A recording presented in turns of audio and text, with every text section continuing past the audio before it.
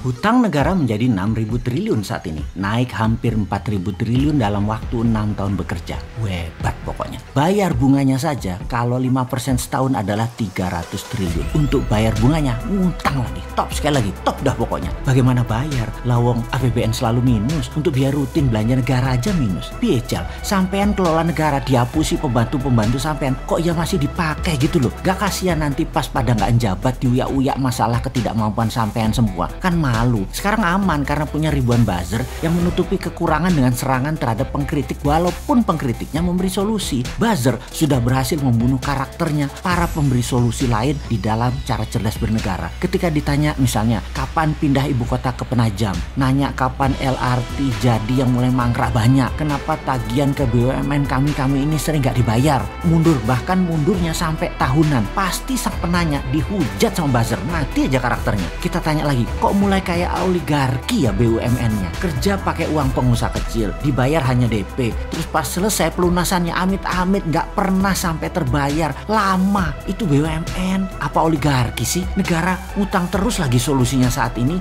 di dalam APBN. Lalu supaya nggak ngutang, mulai ada wakaf tunai berbungkus syariah, dan yang jadi pengurus syariah adalah mereka yang dekat istana yang akan digadang jualan dirinya untuk bisa jadi presiden di 2024. Yang tujuannya adalah siapapun pejabat saat ini nantinya di tahun 2024 ketika nggak ngejabat, di mana temennya nanti yang menjabat, mendaratnya supaya mulus atau soft landing. Jadi ketika tidak menjabat nanti hidup mereka enak, supaya kegagalan masa lalu di cover sama pejabat nanti yang memang orangnya mereka juga. Jadi sudah harus didesain walaupun masih 4 tahun lagi siapa nanti calon pengganti mereka. Seru ya. Dan mulailah dengan menggunakan pencitraan wakaf tunai dan syariah dan pengurus-pengurus, yaitu lihat yang digadang saat ini adalah yang selalu dapat pekerjaan berlapis-lapis agar terlihat berprestasi dengan berbagai fasilitas. Dalam hal wakaf tunai, ekonomi syariah, nama Erik, Sri Mulyani, Puan dimainkan. Lalu nama pejabat seperti Erlangga dan beberapa pemain lain adalah mereka yang akan digadang-gadang di 2024. Ini semua dikaryakan. Ini bagi rakyat. Banyak yang tanya, mau kerja untuk rakyat atau promosi dirinya? Kalau Bosman Sontoloyo memang promosi, menjual konsep bernegara yang disebut Mardigunation